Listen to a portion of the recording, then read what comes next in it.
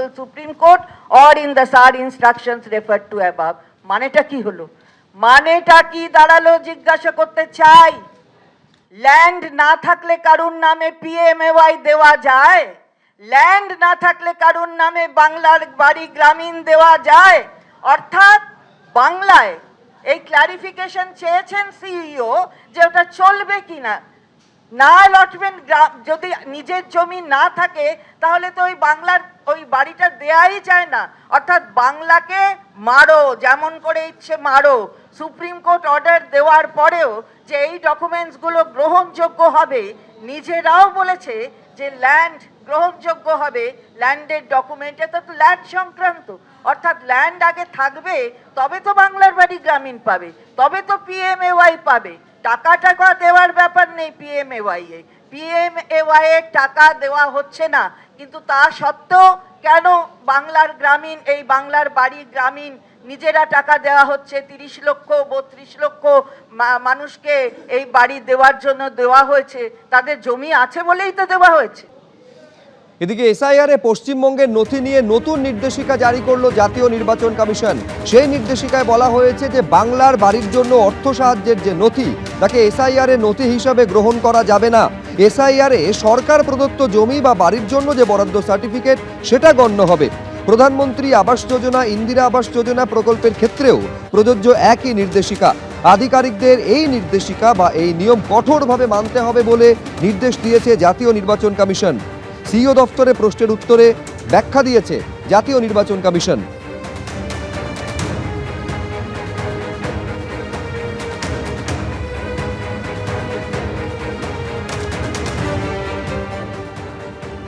আর এই নির্দেশিকা সামনে আসার পর জাতীয় নির্বাচন কমিশন এবং বিজেপিকে এক আসনে বসিয়ে আক্রমণ শানিয়েছে তৃণমূল কংগ্রেস।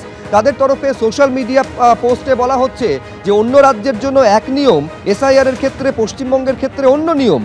বিজেপির বি টিম হিসেবে কাজ করছে জাতীয় নির্বাচন কমিশন। তাদের একটাই লক্ষ্য, নাম বাদ দেওয়া। সুপ্রিম কোর্টের নির্দেশিকাও মানছে না জাতীয় নির্বাচন কমিশন।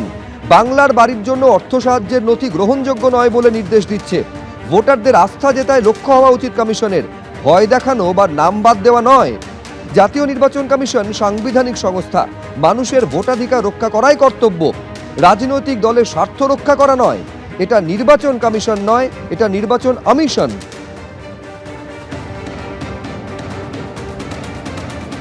খসড়া ভোটার তালিকা প্রকাশ হয়েছে, তারপর দীর্ঘ এদিক ওদিক হোয়াটসঅ্যাপ মেসেজ, নানা রকম নিয়মের অদল বদল, এইসব করে ইলেকশন কমিশন এখন হিয়ারিং শেষ হওয়ার পরে এইসব কথা শোনাচ্ছেন। এর আগে তো শুনেছি যে অ্যাডমিট কার্ড গ্রহণযোগ্য নয়। আপনারাও জানেন সুপ্রিম কোর্টের এক থাপ্পড়ে মানতে বাধ্য হয়েছিলেন এই জ্ঞানেশ কুমার। হয়েছিলেন কিনা? বলেছিলেন আধার কার্ড আমরা মানি না, ছুঁড়ে ফেলে দিন। সেই আধার কার্ডকে মানতে বাধ্য হয়েছিলেন কিনা? আবার আরেকটা নতুন সব নির্দেশিকা দিচ্ছেন, শিব ঠাকুরের আপন দেশে আইন কানুন সর্বনেশে, তুগলকি চাল। এই জ্ঞানেশ কুমার ভদ্রলোক হচ্ছে বিজেপির হিজ মাস্টার ভয়েস। ওই মাস্টার হচ্ছে অমিত শাহ, যা বলছে তাই এখানে পাঠাচ্ছে। এইভাবে চলবে না। আবার সুপ্রিম কোর্টে থাপ্পড় খাবে, তখন বলবে ভুল হয়েছে, হ্যাঁ মানবো। এটা নির্বাচন কমিশন নয়, নির্বাচন আমিশন। ভোটাধিকারের ভোটারদের স্বার্থ রক্ষা করার থেকে বিজেপির স্বার্থ রক্ষাকে বেশি গুরুত্বপূর্ণ বলে মনে করছে নির্বাচন কমিশন। এই বলে যখন তৃণমূল কংগ্রেস আক্রমণ শানাচ্ছে, পাল্টা বিজেপির কি বক্তব্য দেখুন। এখন তো নতুন আইনজীবী কোর্ট পড়ে যাবেন, গাউন পড়ে যাবেন, এমন তুখোর যুক্তি দেবেন যে নির্বাচন কমিশন বাংলা থেকে কেন, ভারত থেকেই পালিয়ে যাবে। তা করতে দিন, যেখানে শব্দবান শব্দজাল বিশ্লেষণ যেখানে হবে, সেই সাদা বাড়িটাতে ঢুকে পড়ুক। লাল দাগ দেওয়া সাদা বাড়িটা তিলক রোডের, ওখানে তো কোনো অনুগামী তো শুয়ে নেই, কোনো অনুপ্রাণিত লোক তো পাপস হয়ে শুয়ে নেই যে ঢুকতে দেবো না গো বলে। ঢুকে পড়ুন চটপট। আমরা চাইছি আরেকটা যে সওয়াল জবাব দেখবো, অভূতপূর্ব সওয়াল জবাব, যেখানে কিনা খানিকক্ষণ শোনার পরে আবার যিনি মহামান্য জজ তিনি অনুরোধ করবেন যে আপনার তো আরেকজন আইনজীবী আছেন, তাকেই বলতে দিন। আমরা এটাও দেখবো বা অন্য কিছু দেখবো, আমরা শুধু দেখবো। এসব বলে ভবি ভোলানো যাবে না। বাঙালি জানে যে তৃণমূলকে হারাতে হবে। ইভিএম মেশিন, পদ্মফুলের বোতাম টিপবে, জনতার সরকার প্রতিষ্ঠিত হবে, বাঙালির সরকার প্রতিষ্ঠিত হবে। এবিপি আনন্দ, এগিয়ে থাকে, এগিয়ে রাখে।